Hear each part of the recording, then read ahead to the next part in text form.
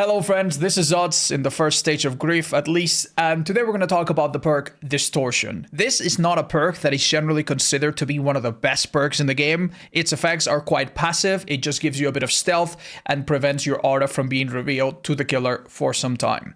Now, you would think that being such a meek little perk, this would not be a very controversial part of the game, but you would be wrong. There are many heated opinions about Distortion, either in defense or against it, talking about how unfun or unhealthy it can be for the game. And so far, myself, I haven't made any big video talking or giving my opinion on this perk until today. Now, as I said in a previous video some time ago, I'm not going to make a lot more videos talking about problematic parts of the game. I feel like they are not very productive anymore. They just divide the community. The developers don't typically listen to my opinion anyway. And what ends up happening is that if the perk stays the way it is, well, I get told that I'm just exaggerating and blowing things out of proportion. And if the perk eventually gets a change, then it gets blamed on me. And I get to hear from people that I got this perk nerf, yada, yada, yada. So I don't want to just complain. The reason I'm making this video is because I think I have a suggestion on how the perk could retain its value, be even better in some ways, but also maybe not be as annoying for some people.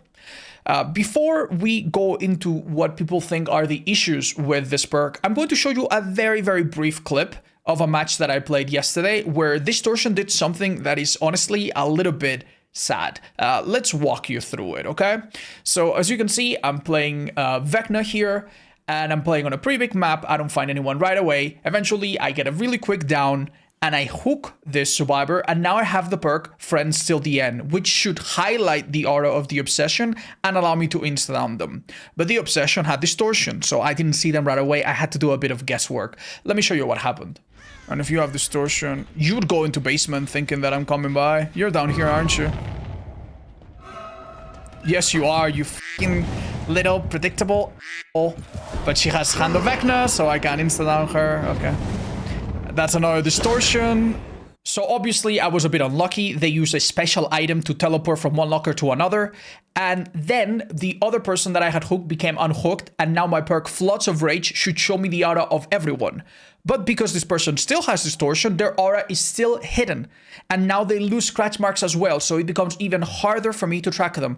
Since I don't know where they are anymore, I now go back to the other two survivors that I know are back at the hook. And who do I find? The Yui. And what do? I tunnel her. And what does she do? This. Let's see if she's in main. And now she quits. There you go. All right. Awesome, man. And not too long afterwards, another survivor also quits.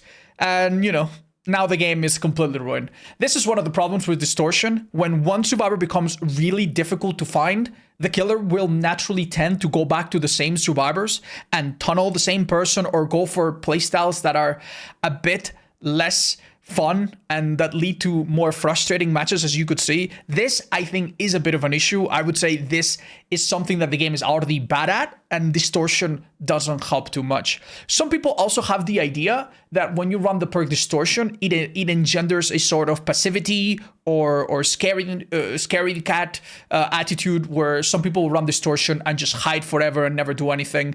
This might be true, but it's also something that happened before Distortion was any good, and it's also something that can happen without Distortion. So I don't think this is a problem of the perk. It's more so a problem of the game. So I don't think this is something that needs to change a lot. Now, my biggest issue with Distortion, believe it or not, is not that it does any of these things that I just talked about. It's not that it encourages killers to run even stronger perks, which it does a bit. My problem with Distortion, the real big issue, is the difference between Survivor Friends and solo. If you have a group of 4 people that are in communication and one of them runs Distortion, that is incredible. That person will never be able to be targeted by Lethal Pursuer. He can call out Lethal Pursuer, he can call out Barbecue, he can call out add-ons, he can basically call out a long list of out-of-reading perks and add-ons and immediately give that information to everyone else in the team, right? But if you're playing solo, you cannot call out that information to your teammates. There's no way for you to use voice chat or whatever. So you might actually run as a solo player into a lobby that looks like this, where everyone runs Distortion, and you need basically 4 of the perk to get a similar effect, right? To be aware of the killer's perks, you need every single person to run it. So Distortion is a lot more valuable in a team than in a solo. For solo players, you need a lot of them, and it's not as good, and you cannot begin to play around these auto readings. So I think there is maybe one change that you could do to this perk that would solve almost all of these issues that we've talked about. Let's call it Distortion 2.0, okay? This is how this perk would work.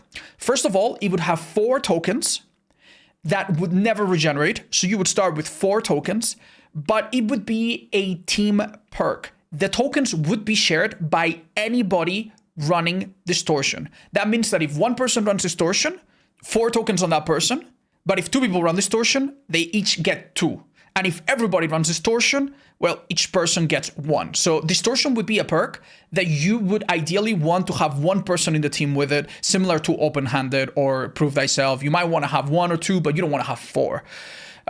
Obviously, this would be better if we had a system where solo players can see each other's perks, but you know, we know that might take a while.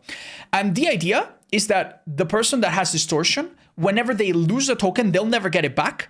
They have the same effect of losing the scratch marks and losing the auto reading being revealed. But whenever this happens, everybody else in the team gets a minor buff with a blue indicator. I'm gonna make it up. It doesn't need to be anything specific. Let's say that when your aura gets distorted, everyone else in the team, it could be that your aura is revealed to them. It could be that just for 5 seconds. So while you're stealthy, they see where you are so that they can make a play. Any kind of auto reading or small effect for just a few seconds. And the point of this would be so that solo players can now figure out, number 1, that you have Distortion, number 2, that it's being used, and number 3, how it's being used. So if I'm sitting on a gen, right? And I see that my friend Jeff is in chase and he vaults a window and then the perk activates, then I can put 2 and 2 together and think, okay, he vaulted a window and then his aura would have been revealed, but he got hidden by Distortion. So what perk could have revealed his aura? Maybe I'm all ears from Ghostface. Wait a minute, so you're telling me that he was next to a gen and the killer kicked the gen and now his aura would have been revealed? Oh, I can figure out nowhere to hide. This way, even solo players would be able to, with a little bit of game knowledge, figure out which killer perks are being used without communication or without some kind of tagging system. I think this version of the perk would actually make people relatively happy, would be pretty useful for teams, and would avoid this scenarios that we've been talking about where it encourages unfun playstyles or that 4 people run Distortion. So, you know, 1 person running some fun aura build gets really, really upset. I'd like to know what you think and whether or not you think this perk should change at all. I would say there are a lot of people that don't see anything wrong with the perk. They will say something like, oh, Distortion's fine, don't change it. Why change something that is decent and good? And I hear you, I respect you. Distortion is by no means the biggest problem in Dead by Daylight. But I also would like you to consider, why do you think you go against Painless Pop, Corrupt, Grim Embrace, Painless Pop, Corrupt, Grim Embrace? I have been running a lot of builds lately that require me to find auras, and it is one of the most frustrating things ever to keep going against 2-3 groups of Distortions every other game. That, to the average player, is so demoralizing. It's going to 100% push them into running more consistent, more annoying, less healthy, less fun perks. So if you look at it from that point of view, I think you might actually come to agree that Distortion could use a change. By no means the biggest issue in the game, but yeah, a lot of people were asking my thoughts about it, and I put them the best way I could in this video. I hope that you enjoyed. See you in the next discussion video. That's gonna come out never, because I'm never making videos like this again.